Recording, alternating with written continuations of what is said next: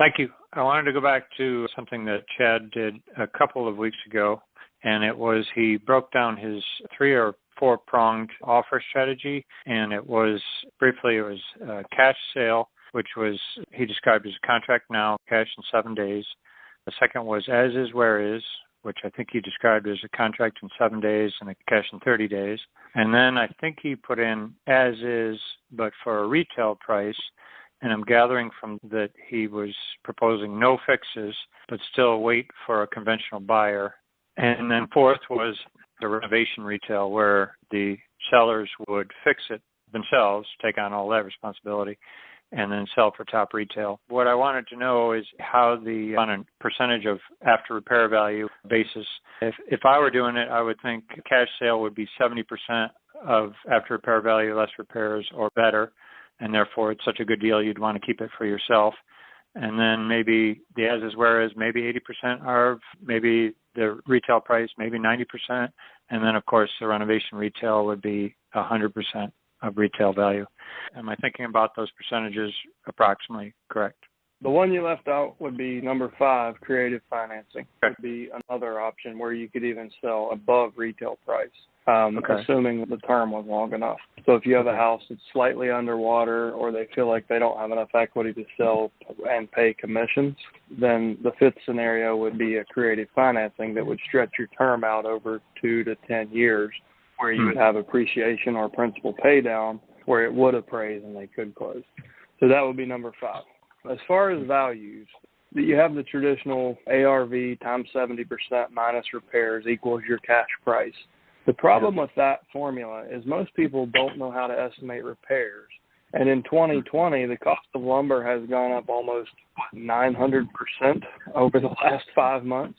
Like lumber went from $200 a board foot to $950 a board foot just in the last quarter.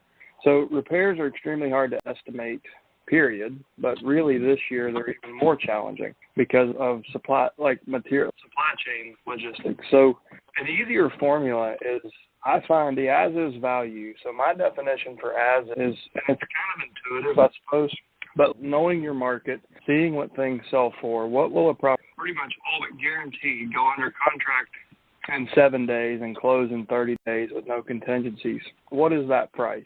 If you take that price times 75%, that pretty much, it comes within, and I've tested this, I've geeked out on spreadsheets over and over. It comes into a few percentage points, like single-digit percentage points, to that old tried and true 70% minus repairs formula. But the difference is you don't have to become a construction estimation expert to get there. So if a house would sell for $100,000 for sure, if we could get it under contract this week, then we could pay $75,000 cash, and that would be a wholesale price.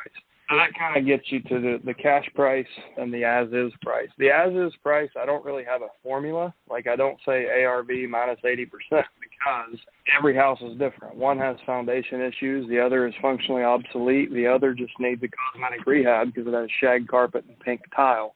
You just have to look at the neighborhood, and it's an intuitive valuation. But that said, most of my as-is, where-is sales come in about 80 cents on the dollar of what I would sell them for retail if you did the work. And they're usually bought by landlords or first-time home buyers who have saved up to do their own renovation. And with the wholetailing, are you white boxing it? Meaning, are you just kind of, if it's got a hole in the roof, obviously you take care of the major things, but then you leave as much of the interiors to the new homeowner or to the buyer to just let them do what they ultimately would want to do anyway? Is that what Correct. you're thinking? Okay. And that also sounds like you're getting it better than just landlord quality. It seems like a homeowner would not be as scared away if some of those bigger expenses were taken care of. Is that so? Are you getting 85%, 90%?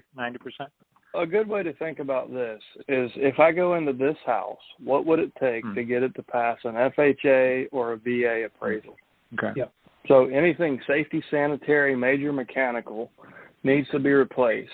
But cosmetic things, like if it has a pink bathtub, it has a pink bathtub. It will pass an inspection, like it would pass an FHA appraisal. But you can give it to people who, you can sell it to people who are using financing. So just think of it that way. Like what does it take to get it to that level? Okay. Yeah.